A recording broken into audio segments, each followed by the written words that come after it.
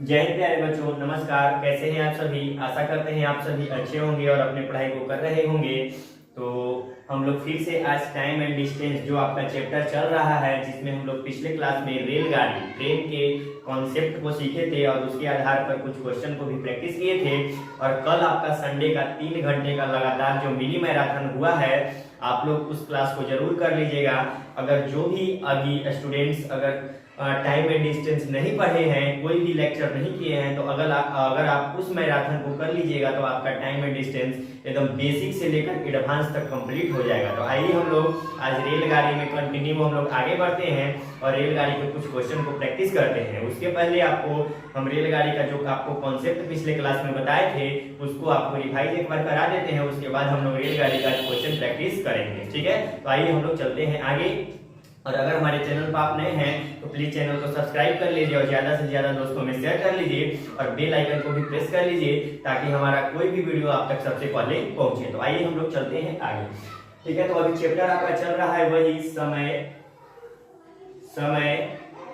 चाल तथा दूरी। समय चाल तथा दूरी, बस ये चैप्टर अब लास्ट में ही है। रेलगाड़ी का क्वेश्चन हम लोग कर लेंगे। उसके बाद आपका रेस बच जाएगा और उसके बाद आपका बोट एंड स्ट्रीम, ठीक है। तो बोट एंड स्ट्रीम लगभग 2 से 3 क्लास होगा, उसमें आपका बोट एंड स्ट्रीम खत्म हो जाएगा। और रेलगाड़ी में हम लोग अभी आज और कल 2 क्लास में और ज्यादा से ज्यादा क्वेश्चन प्रैक्टिस करेंगे। और उसके बाद रेस 2 क्लास में आपका खत्म होगा। लगभग अभी 4 से 5 क्लास और अभी होंगे। उसके बाद टाइम एंड डिस्टेंस समाप्त हो चुका होगा, ठीक है। तो आइए हम लोग चलते हैं आगे अपने कंटेंट की ओर। तो समय चाल तथा दूरी आपका चैप्टर अभी चल रहा है। Time, speed and distance, time, speed and distance, यही चैप्टर अभी कंटिन्यू है, इसीलिए हम लोग आगे बढ़ते हैं। तो आपको रेलगाड़ी का पिछले क्लास में हम कॉन्सेप्ट बताए थे कि रेलगाड़ी का 2 कॉन्सेप्ट आपको बताए थे। एक कॉन्सेप्ट बताए थे कि अगर समान दिशा में 2 रेलगाड़ी जा रही है, समान दिशा में जो रेलगाड़ी है, रेलगाड़ी का concept that is called relative speed के जैसा ही है, एकदम सेम। अगर रिलेटिव स्पीड आपको आता है तो रेलगाड़ी का क्वेश्चन आपको बनाने में कोई कठिनाई नहीं होगा। तो देखिए, पहला कॉन्सेप्ट था समान दिशा और दूसरा कॉन्सेप्ट था विपरीत दिशा। क्या था? विपरीत दिशा, ठीक है। विपरीत दिशा था, अपोजिट डायरेक्शन था, ठीक है। तो समान दिशा में कहने का मतलब है कि मान लीजिए एक रेलगाड़ी ये है, ठीक है, कुछ किलोमीटर प्रति घंटा की 1 किलोमीटर प्रति घंटा की रफ्तार से इस दिशा में जा रही है, ठीक है। और एक रेलगाड़ी और है जो 20 किलोमीटर प्रति घंटा की रफ्तार से 20 किलोमीटर प्रति घंटा की रफ्तार से इधर जा रही है। हाँ, मान लीजिए रेलगाड़ी की लंबाई, इस फर्स्ट रेलगाड़ी की लंबाई t1 है और इस रेलगाड़ी की लंबाई t2 है। तो इस कंडीशन में आपको बताए थे कि d = st। dt का फॉर्मूला होता है दूरी बराबर चाल गुना समय होता है। तो दूरी में आपको क्या करना है कि दोनों ट्रेन का जो लंबाई है t1 t2, वो दोनों लंबाई को क्या कर देना है, ऐड कर देना है, ठीक है। यानी t1 + t2 और बराबर में स्पीड क्या हो जाएगा, यहाँ पे समान दिशा है। तो आपको बताए थे कि रिलेटिव स्पीड क्या होता है, जब दो ट्रेन एक ही दिशा में जा रही है तो दोनों की स्पीड को क्या करेंगे हम लोग, माइनस करेंगे। a - b किलोमीटर प्रति घंटा गुने में t। ये आपका फर्स्ट कंडीशन था, ठीक है, dst का। अब देखिए सेकंड कंडीशन था विपरीत दिशा। यानी मान लीजिए एक ट्रेन अगर 1 किलोमीटर प्रति घंटा की रफ्तार से इस दिशा में जा रही है और एक ट्रेन 20 किलोमीटर प्रति घंटा की रफ्तार से इस दिशा में आ रही है, ठीक है। तो इस कंडीशन में मान लीजिए ट्रेन का लंबाई t1 है, इसका लंबाई t2 है। तो इस कंडीशन में क्या होता था, d = st होता था t1 + t2। t1 + t2 = a plus में b और गुना में t। ये होता था। आपको कॉन्सेप्ट पिछले क्लास में बता चुके हैं, वैसे आपको रिवाइज करा दे रहे हैं, ठीक है। यानी t1 + t2 a + b Guna t, यानी दो विपरीत दिशा में अगर जा रहा है तो उस कंडीशन में हम लोग दोनों चालों को क्या करते हैं, ऐड करते हैं। और अगर दोनों समान दिशा में जा रहा है तो दोनों चालों को हम लोग माइनस दोनों का डिफरेंस ले लेते हैं। तो यही कॉन्सेप्ट था, ठीक है। और एक कॉन्सेप्ट इसमें और है, दो कॉन्सेप्ट आपको इंपॉर्टेंट बताए। अगर कोई ट्रेन, ठीक है, अगर कोई ट्रेन किसी पुल, व्यक्ति और किसी माइलस्टोन को पार करती है तो ट्रेन खुद की लंबाई को पार करती है। एक बेहतरीन कॉन्सेप्ट है। और एक कॉन्सेप्ट है कि यदि कोई ट्रेन किसी प्लेटफॉर्म, सुरंग, ब्रिज को पार करेगी तो वह प्लेटफॉर्म की लंबाई के साथ साथ, सुरंग की लंबाई के साथ साथ वह खुद की लंबाई को भी पार करेगी। तो ये दो कॉन्सेप्ट और ये दो कॉन्सेप्ट, चार कॉन्सेप्ट आपका रेलगाड़ी से रिलेटेड है। ये कॉन्सेप्ट अगर क्लियर है तो आपका क्वेश्चन आसानी से बन जाएगा। तो इसको आप जल्दी से स्क्रीनशॉट लीजिए, उसके बाद हम क्वेश्चन प्रैक्टिस कर लेते हैं रेलगाड़ी का।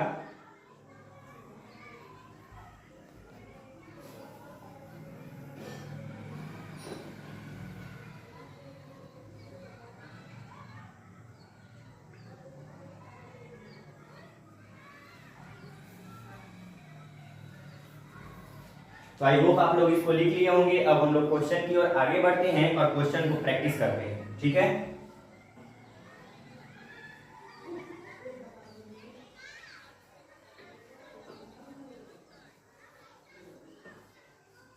चलिए अब हम लोग आगे चलते हैं। क्वेश्चन है आपका, अब यहां से क्वेश्चन हम लोग प्रैक्टिस करेंगे रेलगाड़ी का क्वेश्चंस। अभी लगभग हम लोग 2 से 3 क्लास क्वेश्चन ही प्रैक्टिस करेंगे। आपको एकदम बेसिक लेवल से क्वेश्चन आपको एडवांस तक क्वेश्चन प्रैक्टिस कराने का, अच्छे लेवल का क्वेश्चन आपको प्रैक्टिस कराने का हम काम करेंगे, भले क्लास कितना भी चला जाए, ठीक है। आप अगर चैप्टर टाइम एंड डिस्टेंस पढ़ रहे हैं तो ये नहीं कि आप एक बार चैप्टर पढ़ लिए तो उसको बार बार आपको पढ़ना पड़े। एक बार कॉन्सेप्ट क्लियर करिए, उसको बार बार फिर प्रैक्टिस कीजिए, ठीक है। ये नहीं कि टाइम एंड डिस्टेंस चैप्टर आप यहाँ से पढ़े फिर कहीं से पढ़े, ऐसा नहीं। अगर आप यहाँ से एक बार टाइम एंड डिस्टेंस पढ़ लेते हैं तो आपका टाइम एंड डिस्टेंस चैप्टर पूरी तरह से समाप्त हो चुका होता है। बस आपको क्या उसमें करना है, प्रैक्टिस करना है बार बार, ठीक है। बार बार कॉन्सेप्ट का रिवाइज करना है, बार बार क्वेश्चन प्रैक्टिस करना है। चलिए हम लोग क्वेश्चन की ओर आगे बढ़ते हैं और समझते हैं।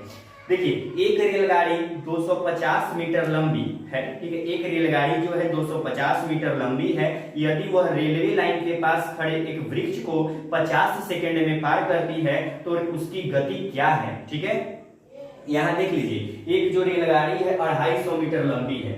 एक रेलगाड़ी है, ये कितना मीटर लंबी है, 250 मीटर लंबी है, ठीक है। 250 मीटर लंबी है, ठीक है। और यहाँ एक मान लीजिए एक रेलवे लाइन पर एक वृक्ष है, ठीक है। मान लीजिए यहाँ पे एक वृक्ष है, ठीक है। इसको और नीचे हम लोग कर लेते हैं, ठीक है। मान लीजिए यहाँ पे एक वृक्ष है, ठीक है। ये मान लीजिए एक वृक्ष है, ठीक है।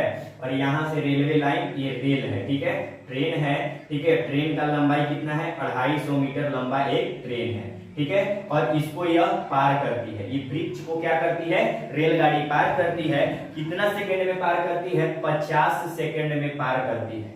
50 सेकंड में पार करती है तो आपको रेलगाड़ी की गति बताना है, ठीक है। गति इसमें बताना है कि रेलगाड़ी कितना की चाल से इस वृक्ष को पार करती है, ठीक है। तो बेहद आसान क्वेश्चन है। देखिए यहाँ पहले DST का फॉर्मूला लगाइए, दूरी बराबर चाल होने समय। दूरी क्या होगा इसमें, दूरी इसमें होगा कि रेलगाड़ी अगर किसी वृक्ष, किसी व्यक्ति, किसी माइलस्टोन को पार करती है तो आपको कॉन्सेप्ट बताए हैं कि वह खुद की लंबाई को पार करती है, ठीक है। यानी जो 250 मीटर इसका लेंथ दिया होगा ये खुद की लंबाई को पार करे, यानी दूरी कितना है, 250 मीटर है, ठीक है।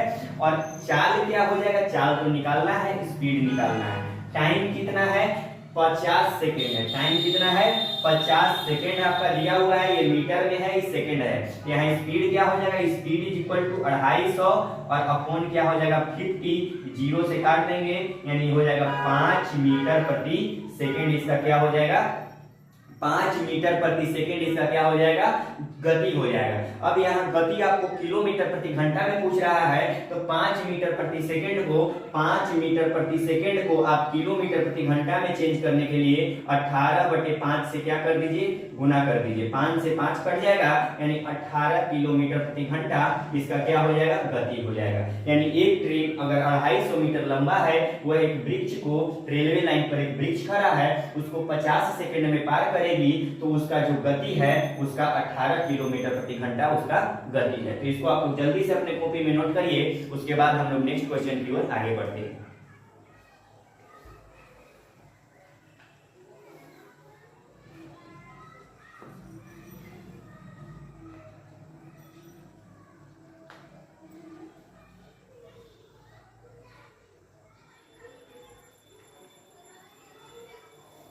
तो आई होप आप लोग इसको लिख लिए होंगे। अब हम लोग आगे चलते हैं और भी कुछ क्वेश्चन है उसको प्रैक्टिस कर लेते हैं।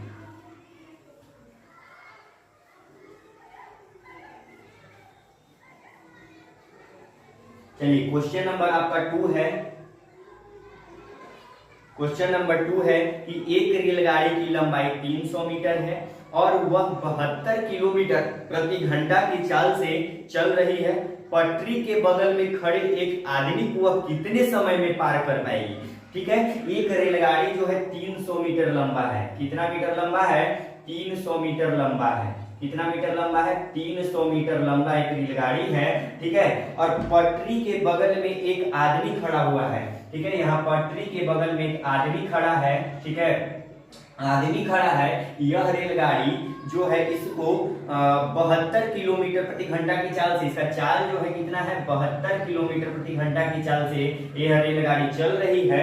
तो यह व्यक्ति को कितना मतलब कितना समय में पार कर पाएगी, यानी समय आपको बताना है। ठीक है, समय इसमें निकालना है। यानी कह रहा है क्वेश्चन कि एक रेलगाड़ी 300 मीटर लंबा है या पटरी के बगल में एक व्यक्ति को जब वह 72 किलोमीटर प्रति घंटा की चाल से चल रहा है तो पटरी के बगल में खड़े उस व्यक्ति को वह कितने समय में पार कर लेगा। तो इसका समय निकालना है। तो यहाँ हम लोग DST का फॉर्मूला लगा लेते हैं, D बराबर ST।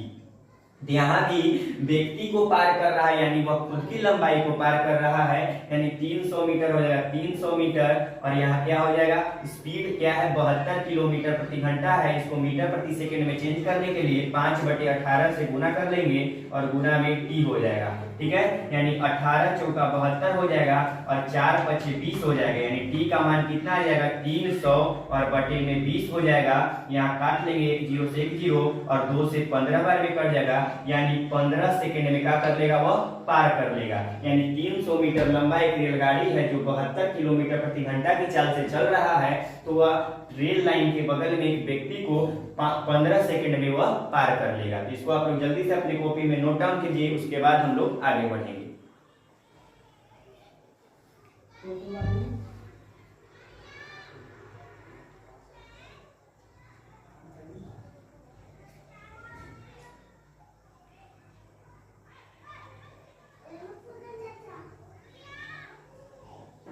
तो आई होप आप लोग इसको लिख लिए होंगे। अब हम लोग आगे बढ़ते हैं नेक्स्ट क्वेश्चन की ओर।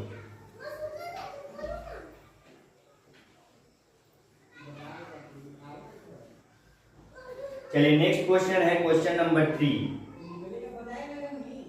क्वेश्चन नंबर 3 है आपका कि एक रेलगाड़ी 100 मीटर लंबे एक प्लेटफॉर्म को, ठीक है, एक रेलगाड़ी 100 मीटर लंबे एक प्लेटफॉर्म को 45 किलोमीटर प्रति घंटा की चाल से 60 सेकंड में पार करती है। तो रेलगाड़ी द्वारा इलेक्ट्रिक पोल को पार करने में लिया जाने वाला समय निकालना है। ठीक है, जो एक रेलगाड़ी है 100 मीटर लंबे प्लेटफॉर्म को, ठीक है, एक रेलगाड़ी है 100 मीटर लंबा एक प्लेटफॉर्म है, 100 मीटर लंबे प्लेटफॉर्म को, ठीक है, 45 किलोमीटर प्रति घंटा की चाल से, 45 किलोमीटर प्रति घंटा की चाल से, इसका जो चाल है 45 किलोमीटर प्रति घंटा है, ठीक है, 45 किलोमीटर प्रति घंटा की चाल से 60 सेकंड में पार करती है। कितना सेकंड में पार कर रही है?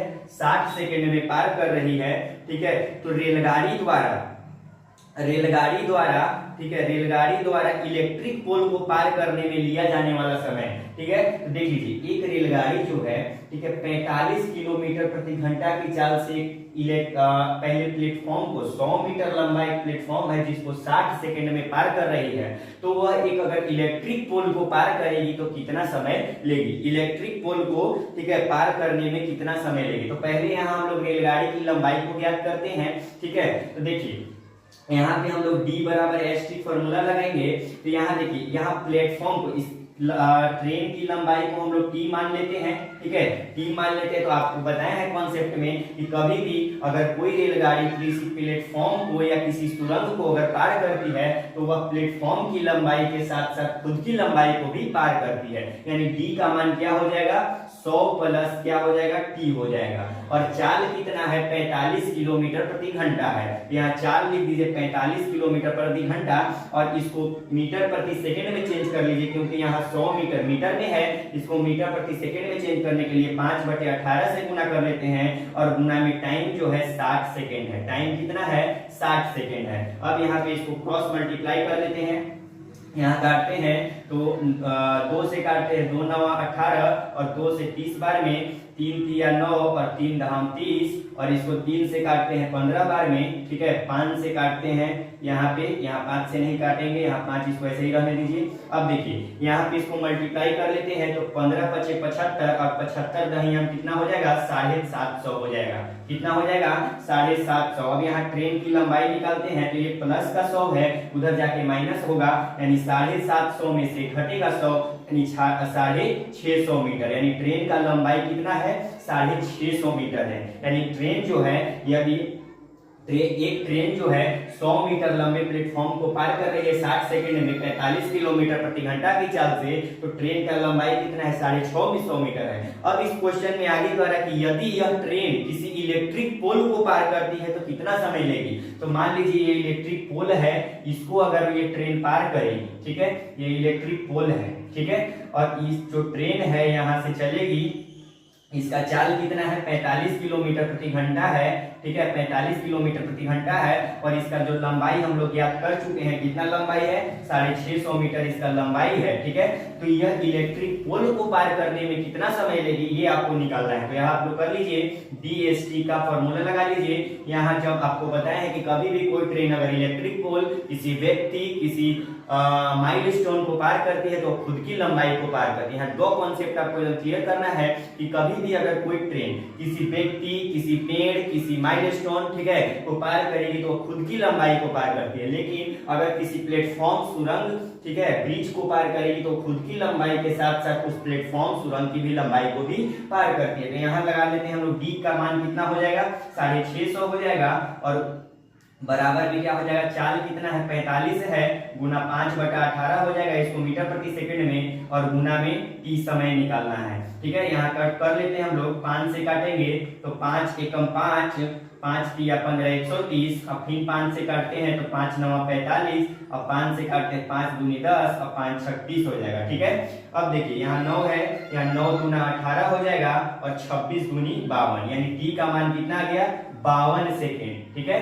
यानी वह जो है 650 मीटर लंबी एक ट्रेन है 45 किलोमीटर प्रति घंटा की चाल से एक इलेक्ट्रिक पोल को पार करने में वह 52 सेकेंड का समय लेगी। तो ये आपका जवाब हो जाएगा, ठीक है। तो बेहतरीन लेवल का क्वेश्चन था, इसको आप लोग जल्दी से स्क्रीनशॉट या कॉपी में नोट करिए, उसके बाद हम लोग आगे बढ़ते हैं।